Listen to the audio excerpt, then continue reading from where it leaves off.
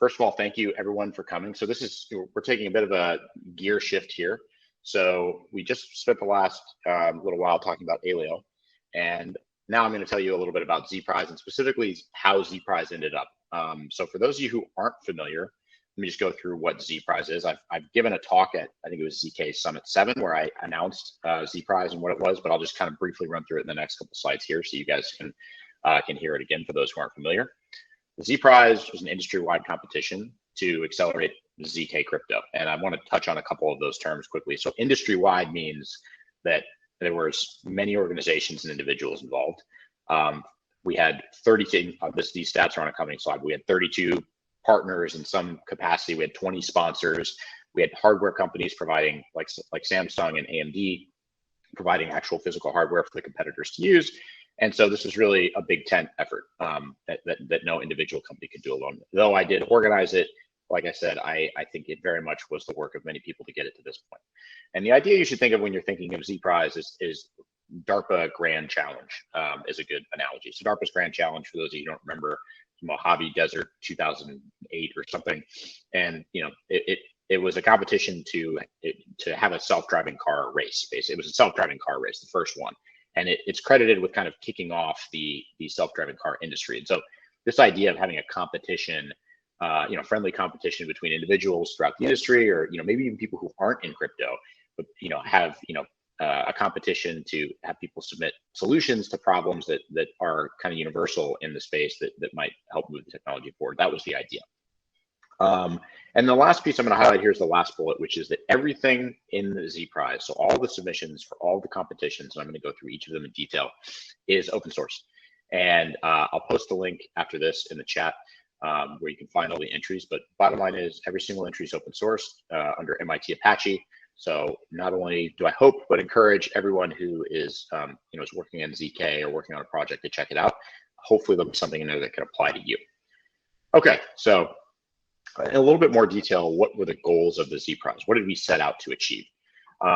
So the first was to improve, probably the main thing was improving performance of the key general algorithms. That's kind of the word salad. So what I mean by that is there's some low-level primitives, which many of you in this call are probably familiar with, that go into a zero-knowledge proof, low-level mathematical primitives. So when you're generating a proof, for example, in a ZK Stark, you're doing something called multiscalar multiplication and number theoretic transform. So there's these kind of like little building blocks that can be aggregated to create both snarks and starks and bulletproofs and all kinds of different flavors. We focused on these low-level building blocks primarily because there's wide applicability. So of course, if we had designed, and you'll see how the prizes are structured in a minute, but designing a prize, it's very high-level application focused. It's a specific thing. You probably can get better optimizations, but it won't apply as widely. So we spent the majority of the prizes, or the majority of the focus for the ZPrize was on these lower level algorithms, and you'll see that here in a minute. And I think the other thing was just really, I guess maybe this is say something quickly about the motivation for the ZPrize personally. One thing that we noticed at Aleo, and I don't know if anyone here was part of testnet 2, but testnet 2 was at the time we were using a different consensus algorithm, proof of succinct work. It was a proof of work variant. And the main difference between proof of succinct work and proof of work, I think one of the noticeable differences was, SHA-256 hashing is relatively commoditized. It's not that complicated. There's some little tricks you can kind of get an edge, but by and large, the knowledge of how to do that efficiently is widespread. As opposed to in proof of succinct work, you're generating a zero knowledge proof. And there are a few teams, specifically teams that had worked in hardware for a long time, that were really good at doing that, and we're of course not really that interested in sharing that information. And I think this was one of the problems that I noticed coming into this competition that extends beyond Aleo. There's a ton of great optimization work that's done for this project or that project or here or there, but there's really nothing universal. I think honestly, I look at ArcWorks, which many of you probably know is this kind of the standard library for ZK and Rust, as an inspiration, where this is something that's just a universal building block that everyone could use. So okay, so I talked about already a little bit the who of the ZPrize, but I guess I'll just name some names here. So Samsung, AMD Xilinx both provided hardware. In Samsung's case, they provided mobile phones. AMD Xilinx provided some FPGA cards, C1100s, and those were for their respective prizes. CoreWeave is a cloud services company that specializes in GPUs. They do a lot of stuff in the AI space. If anyone's used any of the stable diffusion models, or tried the stable diffusion models. They host all that, but they also are great for competitions like this, where we, for some of the categories, we wanted access to relatively high-end GPUs for the competitors, so they provided those. And then, yeah, the total prizes is actually a little less than 7 million, because we didn't get a submission for every prize, but in total 7 million was committed from all of these folks here. So in particular, I want to highlight the gold sponsors, which were Aleo, Anoma, the folks at Jump Crypto, and then Polkadot Pioneers Prize. And yeah, and I think, again, the money's great, the resources are great, but one of the things that that made this competition possible was the people and the time that they spent in. And I'll highlight the individuals as we go through the deck here. Okay, so I talked a minute ago about this idea of the focus on the lower level primitives, and and one of the ways we tried to account for the fact that teams had specific things they wanted to optimize, but we also wanted to make public goods that were broadly applicable, is we split the competition into these two categories, high level categories roughly. The open division, which was kind of the public goods division, and the idea there was it had to have multiple sponsors. And then the team division, which was like, hey, if you wanted to basically have a bounty paid in your your project's token for a specific this or that, you could do that. So that was the breakdown of the competition. I talked about the low level mathematical primitives. I've just defined them here. So yeah, this is like I said, multi-scale multiplication is mostly used. I won't read the slide, but it's mostly used in snarks. Like typically people think MSM or snarks are more MSM heavy, kind of vanilla ZK snarks like Marlin, Plonk, Gross16, and then NTT, also sometimes called FFT or fast Fourier transform, is often more used in Starks. So they both, depending on the exact construction, they both kind of use a mix, but typically if you think NTT, it's generally more applicable to Starks. MSM is generally more applicable to the broader family of Snarks. Cool. And then one piece of this that I haven't mentioned yet before is, so we're talking about these algorithms and accelerating them, but on what platform are we accelerating them? And what's the use case here? And we wanted to make sure that this work was broadly applicable for a range of use cases. And so we kind of took the same problem that you'll see in a minute. Actually, the problems are mostly focused on these two primitives I just highlighted here, MSM and NTT. And we said, hey, do this on a mobile device, do this on a laptop, do this on a server that might have access to an FPGA or GPU or multiple. And the idea there was we wanted to span the possible use cases for ZK. For example, and as many of you probably know, the way it kind of works is, the larger a program or the statement being proven, the more intensive the proving process is. So and then for a Snark, it's all constant time verification. But for Starks, it can be more involved to verify. So bottom line is, the larger the problem is, potentially the more involved it is. And so doing these on different hardware platforms kind of it fits with the model of that we think Snarks are going to develop, in that, for example, if you want to do a simple payment, like I wanted to pay Pranav, I just wanted to prove, that I paid him, like a Zcash transaction. That's pretty simple to do on a phone. But if you want to run an inputs through a machine learning algorithm and prove that, hey, the output of your, of that data was correct according to whatever, algorithm it was, that could potentially be a much bigger program. So that would be something most likely we would expect someone to outsource to a server in the same way that the web works today, basically in the client server model.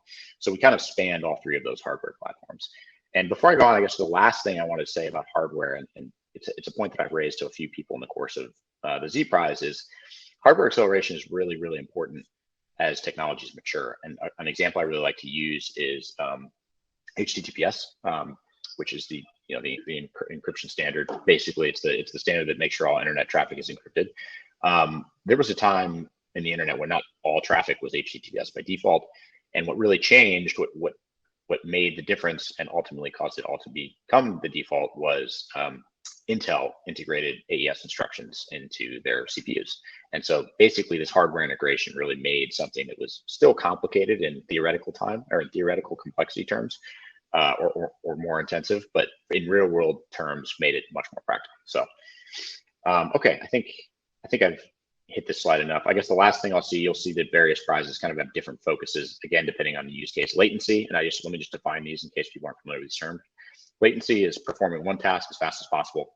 Throughput, performing a bunch of tasks in a given time, as many tasks as possible in a given time span. And then efficiency, perform one task as cheaply as possible, effectively. And these, again, correspond to slightly different use cases, be it a roll-up or be it an HFT or something that we could imagine for ZK. Okay, so a lot of context settings. So now let's get to the good stuff. So these are the different open division prizes, and I'm not going to linger on this slide because we're going to go through each of them, and I'm going to tell you guys about the results. So first of all, these are the results. If you're counting and you were paying attention, you'll see there's less column entries here than there were prizes, and that's because we didn't actually get a submission for every prize, and there's actually one prize that is still ongoing. That's the third prize, the Plonk DIZK prize, and so that's going to conclude in January. So there's potentially even more good news to share at that time, but in general, we got great improvements across the board. So every submission beat the baseline for prizes that we got submissions for. And in some cases, the winning submission beat the baseline by quite a lot. The biggest one, as you can see, is the Marlin verifier. So we had basically structured a team division prize to verify as many Marlin proofs, a heterogeneous set of Marlin proofs as possible within a given time span. And we really advanced the state of the art there, which is applicable to Aleo, but also to other folks that use the Marlin proof system. And potentially those techniques would apply to other proof systems as well. Yeah, and on average, we had about 5.35 improvement on the baseline. So really good. And I want to stress that in some of these cases, particularly the ones where the baseline, the improvement on the baseline seems low, like the GPU, MSM GPU, we had a very good baseline. So Supranational is a company that does hardware acceleration for snarks. They do a lot of work with Filecoin. They've done some work with us. They really know what they're doing. They actually implemented the baseline. So people who beat that, I think it just goes to show that this is really probably almost as good as you're going to get with something like this. So without further ado, let's go through here and we'll just talk about each of the prizes who won, and maybe I'll make a couple points along the way, and then we'll kind of conclude with where the future is kind of potentially lead. So first prize we sponsored. This is MSM, again, multiscalar multiplication acceleration on a GPU, kind of again the server category. And so the problem was to compute an MSM over 2 to the 26, which I think is 64 million. One of the computer science guys in here can correct me if that's wrong. But anyway, so 64 million points roughly, and so this is a pretty big problem. And so we had actually a tie for first, Matter Labs, which many of you all are familiar with their ZK Sync product, and a company called Urid Software actually tied for first. It's really interesting that they tied because they actually took a slightly different approach to the problem, and their optimizations differ. And so actually we've been discussing with them, and they're going to submit a combined solution taking the best of both of their approaches, and they're going to submit a pull request to add that to our repo as well. So in the final analysis, the best solution should be actually even better than what the two winners submitted. Okay, this was the same one except with FPGAs. So FPGAs I didn't define earlier, but an FPGA, for those who are not familiar, is a fully programmable gate array. And it's kind of what people, it's specialized hardware that mostly is used to test, or build architectures before they're put into silicon or ASICs are created. But people do use them for a variety of applications, and especially in HFT, et cetera. And so you can see Jump Crypto in here is, of course, they're a big fund, and they have some experts in FPGAs. And so we had two submissions here. This is the notable thing here is two things. One, Hard Camel is a team that there's 4 people on the team, but Ben Devlin is one of them, and he submitted some of the open source FPGA work for Zcash. So I highly recommend checking out his GitHub repo, BS Devlin. And also this, you go to the ZPrize.io blogs, there's an announcement for the winners, and you can click on they've created a little website to document their solution. Really good. It's actually a ton of great resources about snarks. I highly recommend checking it out. So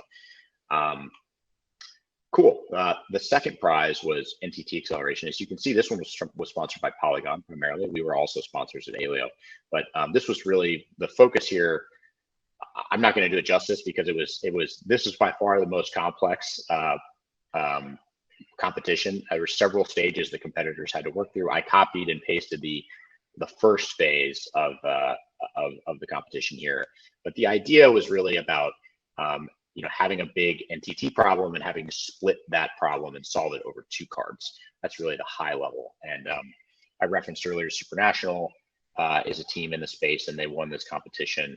And this, like the last prize, is the first that I know of FPGA library that you can use to solve these algorithms. So hopefully this is something that will provide a foundation for future teams who want to use this stuff. Last note here, the scores, don't try and think too much about that. There's a lot of different factors that went into that. So like the main thing to pay attention to is first through fifth. We have all the specifications for all the competitions on ZPrize.io, so you can see what the scores actually mean if you're interested. Okay. The fourth open division prize. So we skipped the third. That one's still going. That's the Plonk DIZK prize. And so this one, this is a MSM acceleration in WASM. And so the way to think about WASM is WebAssembly, and the idea here is really you're running it in your browser. The use case that we would imagine is you're on a website, or you're interacting with an application through your browser, and you want to generate a proof right there, which maybe let's call it like something like an authentication or something like that. So this was the idea behind this prize. And so I should mention the architect of this prize actually before I get too far. The NTT acceleration, DZK, Rami from DZK did a great job, and Weikang did a great job architecting this prize. And in the case of prize 4, we had Bouillon from Manta Network, Manta Network was also a sponsor, but they organized and specified the whole thing. So here we have, again, some pretty good results. These numbers, like the baseline is 1, so it's just really a multiplier. So we got some pretty significant improvement. Again, we see that Urid software did pretty good here, but we have a number of different implementations. Same thing here. The top 2 did slightly different things, so a combined solution probably should be even better than that. So this is prize 6. The one prize we didn't get anything for in the open division was prize 5, which was a Plumo and Plonk implementation, which is kind of a bummer because that was a really interesting one, but oh well. Prize 6, the moral of the story for all of you watching is that, even if you don't think you can do it, you should submit a solution, because if you're the only one, you might win by default. And that's the case here. So Zhenfei Zhang, as a formerly at Espresso, he was the only one to submit one for this prize. And let me just quickly talk about what this is. So fast Poseidon hashing, for those of you who don't know, Poseidon is a Stark friendly hash function. So this becomes very applicable when you're constructing Merkle trees, which is something we do all the time in blockchains and crypto. And so, having a more efficient, in terms of lower number of constraints implementation of Poseidon is something that's really desirable. So we had a baseline of 440 constraints, and Zhenfei submitted one just under 200. This prize was put together by the folks at Panther Protocol and Luke Pearson from Polychain Capital. So yeah, so this is cool. And I think this is actually something that, since a lot of teams do use Poseidon, I think this will be something that gets integrated across the board. Okay, last open division prize is the MSM acceleration on mobile. Again, this is really the idea. It was a mobile payment, and I was really excited about this, because the organizer, Victor Graf from C Labs, did a great job. And this was the Ocelot, which is Cello's community foundation, funded it. So, they're obviously really interested in mobile payments. And I think this is a really interesting use case that hasn't been that explored. Samsung donated a bunch of phones for the teams to use. And this is the first, to my knowledge, time that a zero knowledge proof has been generated on a phone in under a second. So, so this was the size of the problem. 2 to the 16 is not, it's not a huge problem, but it's still reasonably big. And the winning team was able to compute that MSM in 569 milliseconds. So really impressive. That was the consensus Gnark team. If they were here, they would want you to go to the consensus Gnark repo and check out all of their open source ZK work and go. But they won this prize, and this was a really cool one that again, I think as we look forward to ZK adoption and people potentially being able to do this on their phones, I think this will be really important work that others can build upon. Okay, and I screwed these up. 1 should be 2 and 2 should be 1, but these are the 2 team division prizes. So we only got 2 team division submissions, and these were both Alios sponsored. But again, I mentioned the Marlin verification one, really cool, some great outcomes there. And then I mentioned POSW earlier as this was formerly our proof of work algorithm. We have a new consensus algorithm called Alio PFT, which is a kind of a combo of proof of stake, proof of work, but POSW still plays into it. And so this actually got integrated into all of our libraries. And so people who who are proving on our network and take advantage of the work that Supranational has done here. Their specific implementation is the one that we implemented. And I guess the last thing to note here before I skip to the last slide is these 2 prizes were the only ones where we actually considered efficiency, which is something that I don't think people consider enough in terms of this technology. So if you think about a roll-up, for example, you're only going to settle the roll-up transactions on chain whenever you have enough transactions in the, for the rollup to equal the cost to actually verify on chain, so that when you to pay the transaction fee or the gas cost to verify on chain. So the cheaper you can make that gas cost and the capital costs associated with it, the more frequently you'll be able to settle. So this is actually something where it's really, the scalability really depends on efficiency, and again, like I mentioned earlier, verification. I think a lot of focus has been done on proving, but I think verification is an area where I think there's a lot more interesting opportunities to optimize. So that's it. So that's the results. Again, very excited about it. This is the last slide.